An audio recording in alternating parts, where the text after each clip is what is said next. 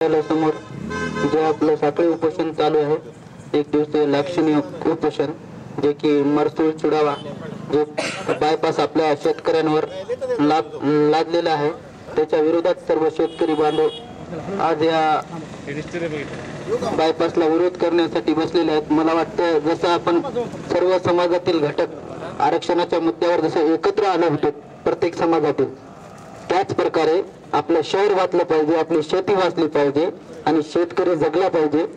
या मुद्द्यासाठी बी आपण एकत्र यायला पाहिजे. ही काळाची गरज आहे. कारण की आपल्यावर राज्य सरकार असो केंद्र सरकार असो यांनी ज्या प्रकारे समृद्धी महामार्ग लादला, आता पुन्हा शक्तीपीठ लादत आहेत, त्याच प्रकारे हा बायपास लादत आहे. कारण की शेतकऱ्यांना यांना हवालदित करायचं आणि उद्योगपतींचे घर भरायचे.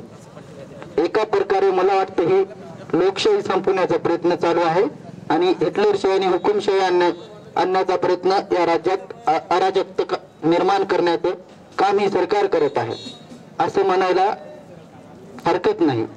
या ठिकाणी बसलेले तमाम शेतकरी बांधव आणि या पूर्ण शहराचं महत्व कमी होत आहे, यासाठी शेतकरीच नव्हे तर प्रत्येक नागरिकांनी घराच्या बाहेर पडून त्या शेतकऱ्यांच्या धरणे आंदोलनास पाठिंबा देऊन हा आंदोलन तीव्र करण्याचा प्रयत्न करावा. आणि गावकुसा बाहेर जे राहणारे लोक आहेत, ज्यांना आता कुठे ते गावरानधारक असतील, त्यांच्याही शेतीचा प्रश्न असेल, आपण वेळोवेळी त्यांच्यासाठी उभे राहिलो पाहिजे.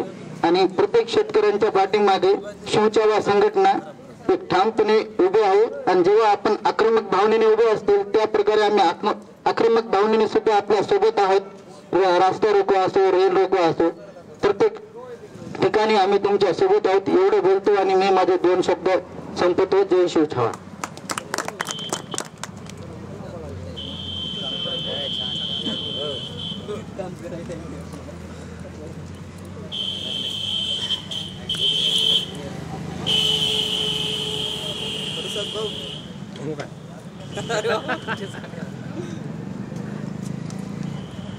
फोटो घ्या की होतं ना.